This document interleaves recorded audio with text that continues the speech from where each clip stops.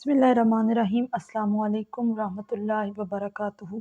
उम्मीद करती हूँ आप सब खैरियत से होंगे और ईमान की बेहतरीन हालत में होंगे। आप देख रहे हैं मेरा YouTube channel science teaching zone. आज की इस वीडियो लेक्चर में हम डिस्कस करेंगे फर्स्ट ईयर बायोलॉजी की न्यू बुक के अकॉर्डिंग चैप्टर नंबर 9 के लॉन्ग क्वेश्चन एक्सरसाइज के। चैप्टर नंबर 9 जैसा कि आप जानते हैं कि हमारे पास ह्यूमन डाइजेस्टिव सिस्टम वाला चैप्टर है।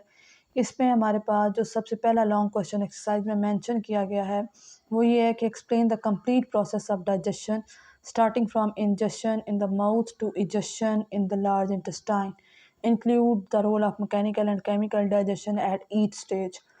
अब बच्चे इस क्वेश्चन में वो पूछ रहे हैं कि आपने कंप्लीट डाइजेशन का प्रोसेस बताना है माउथ से स्टार्ट होकर लार्ज इंटेस्टाइन तक। साथ आपने केमिकली और मैकेनिकली जितनी भी डाइजेशन हर स्टेज पे हो रही है उसके रोल को भी आपने बताना है। ये क्वेश्चन जो है ना मींस ये ओवरऑल चैप्टर पे कंसिस्ट कर रहा है, मींस ये पूरा चैप्टर इस क्वेश्चन में आता है।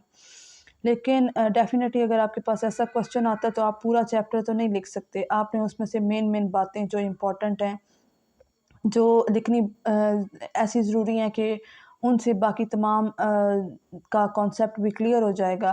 तो उसके लिए अगर आप पूरे का पूरा वैसे तो आपने याद करना है, लेकिन लिखने के लिए ये आपके पास जो है मैं दिखा देती हूँ। आपने ये जैसे पॉइंट्स लिखे हुए हैं आप बुक पे हाईलाइट वगैरह कर लीजिएगा ताकि जो है आप जस्ट इम्पोर्टेंट जो है वो चीज़ें यहाँ से वहाँ पे अपने पेपर में नोट डाउन कर सकें। क्योंकि ये पहले आपके पास माउथ के अंदर कैसे हो रही है मैकेनिकल भी और केमिकल भी, उसके बाद फेरिंग्स और एसोफेगस में मैकेनिकल और केमिकल कैसे हो रही है डाइजेशन, उसके बाद स्मॉल इंटेस्टाइन में मैकेनिकल और केमिकल डाइजेशन कैसे हो रही है ये आप देख लें।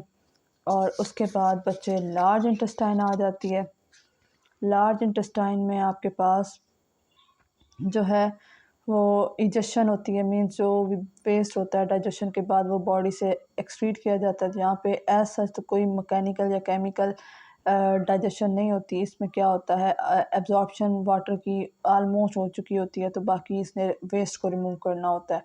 तो ये यहाँ पे आप इसको एक नज़र देख लीजिएगा कि इसमें कौन कौन सी आपने बातें ऐड करनी है, क्योंकि आप एक लॉन्ग क्वेश्चन में पूरे का पूरा चैप्टर तो ऐड नहीं कर सकते। उसके बाद बच्चे आपके पास क्वेश्चन नंबर 2 आ जाएगा कि describe the structure and function of the stomach in digestion, कि स्टमक का स्ट्रक्चर क्या है और इसका फंक्शन क्या है, ये अब आपने बताना है। तो ये अब उन्होंने एक पार्ट स्पेसिफिक बता दिया तो ये लिखना आसान हो जाएगा, क्योंकि ये इतना ज़्यादा लेंथी नहीं बन जाएगा।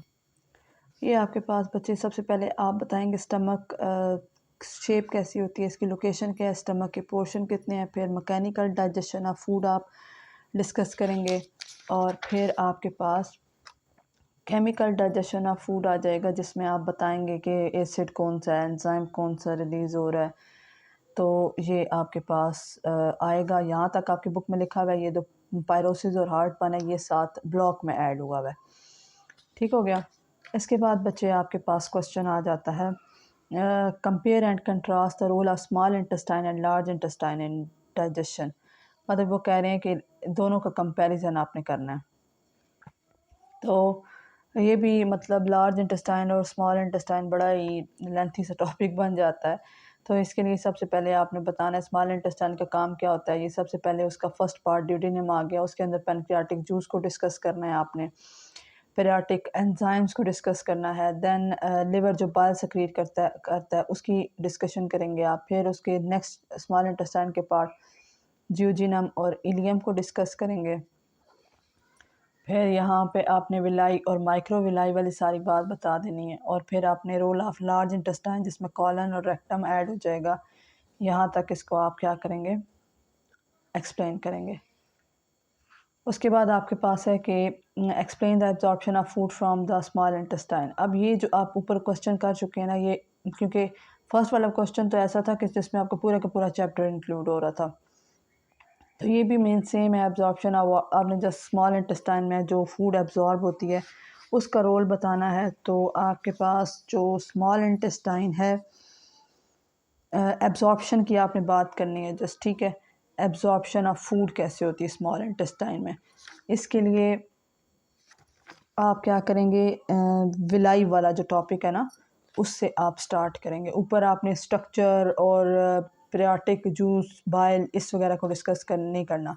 सीधा आप विलाई की बात करेंगे और माइक्रो विलाई को डिस्कस करेंगे। स्ट्रक्चर बताएंगे उसका, और फिर सिंपल शुगर और अमाइनो एसिड कैसे एब्जॉर्ब होती है, और फैटी एसिड और ग्लिसरॉल कैसे एब्जॉर्ब होते हैं। उसके बाद आपके पास क्वेश्चन आ जाता है discuss accessory organs. Accessory organs आपने चैप्टर के स्टार्ट पे पढ़े थे कि लिवर, गॉल ब्लैडर, पेनक्रियाज होते हैं। इनको आपने डिस्कस करना है और बताना है कि इनका डाइजेशन में क्या रोल होता है। तो इनका जो रोल आएगा आपके पास, वो ये बच्चे आप ये पेनक्रियाटिक जूस जो है ना, ये पेनक्रियास सिक्रीट करता है, फिर ड्यूडेनम में आ जाता है। ये बात आप ऊपर वाले क्वेश्चन में भी याद कर चुके हैं, वो करना है। फिर आपने बाइल की बात करनी है। बाइल लिवर सिक्रीट करता है बाइल को, ये स्टोर होता है गॉल ब्लैडर के अंदर। ये जो है आप इसको मींस आपने ना ड्यूडेनम वाला पोर्शन जो है इस क्वेश्चन में करना है। ठीक है, यहाँ तक उम्मीद करती हूँ आपको समझ आ गई होगी। इस क्वेश्चन में जस्ट अगर वो असेसरी ऑर्गन्स की बात करेंगे तो फिर आप इसको करेंगे। वो डाइजेशन के अंदर लिखा हुआ है, और अलग से आपकी बुक पे जो accessory digestive organ, liver, gall bladder, pancreas topic दिया हुआ है, ये भी आपके पास क्या है, ये इनका रोल आ जाएगा आपके पास। बाकी वो आप डाइजेशन के अंदर जब कर चुके होंगे ना, उसका कि ये कौन सी चीज़ को एब्जॉर्ब करता है, यहाँ पे तो वो बताया हुआ है कि डाइजेशन में इम्पोर्टेंट रोल प्ले करता है। ये आपके पास आप ये इतना भी कर लेंगे ना अगर ये दोनों पैराग्राफ, तो फिर भी आपको क्वेश्चन अटेम्प्ट हो जाएगा, पीछे वाला ना भी करें तो। नेक्स्ट आपके पास है last question, describe the hormonal and nervous regulation of gastric acid secretion.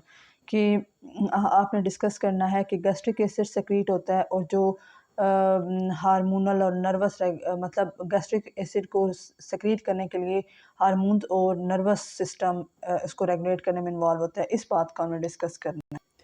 जो बच्चे आपके पास गैस्ट्रिक जूस जैसे ही स्टमक वाला स्टमक वाले टॉपिक के बाद स्मॉल इंटेस्टाइन शुरू होने से पहले आपके पास ये पैराग्राफ दिए हुए कि regulation of secretion of gastric juice के, इसको जो है यहाँ से आपका पैराग्राफ स्टार्ट हो रहा होगा बुक पे। The secretion of gastric juice है regulated by both of nervous system and hormonal mechanism. तो उसके बाद ये आपने सारा गैस्ट्रेन की बात कर देनी है, और बाकी आपने सोमैटोस्टैटिन और हाइड्रोक्लोरिक एसिड, ये इन सब की आपने यहाँ पे इन दो पैराग्राफ में आपका लास्ट क्वेश्चन अटेम्प्ट होगा। ये थे बच्चे आपके पास आपके चैप्टर नंबर 9 के एक्सरसाइज के क्वेश्चंस 6। दो जो हैं वो मैंने आपको यहाँ से दिखाए हैं, उनको आपने कितना कितना कर लेना है। या तो आपने डेफिनेटली ओवरऑल पूरा चैप्टर किया होगा, लेकिन क्वेश्चन अटेम्प्ट कैसे करना है मींस सवाल समझना ज़रूरी होता है ना। ये तो नहीं सवाल गंदम और आप जवाब चना दे रहे हो, क्वेश्चन के अकॉर्डिंग आंसर को अटेम्प्ट करते होते हैं। तो इसलिए मैंने आपको एक्सप्लेन कर दिया है। आपने इसको कौन कौन सा कितना कितना पोर्शन इसमें आपने ऐड करना है। उम्मीद करती हूँ आपको इन तमाम सवालों की समझ आ गई होगी। फिर भी अगर आपका किसी किस्म का कोई भी सवाल हो तो आप मुझसे कमेंट बॉक्स में क्वेश्चन कर सकते हैं, इंशाल्लाह उसका जवाब मैं ज़रूर दूँगी। मिलते हैं इंशाल्लाह ताला नेक्स्ट लेक्चर में। तब तक के लिए रखिएगा अपना बहुत सारा ख्याल, मुझे रखिएगा अपनी दुआओं में याद। मुझे दें इजाज़त। अल्लाह हाफ़िज़।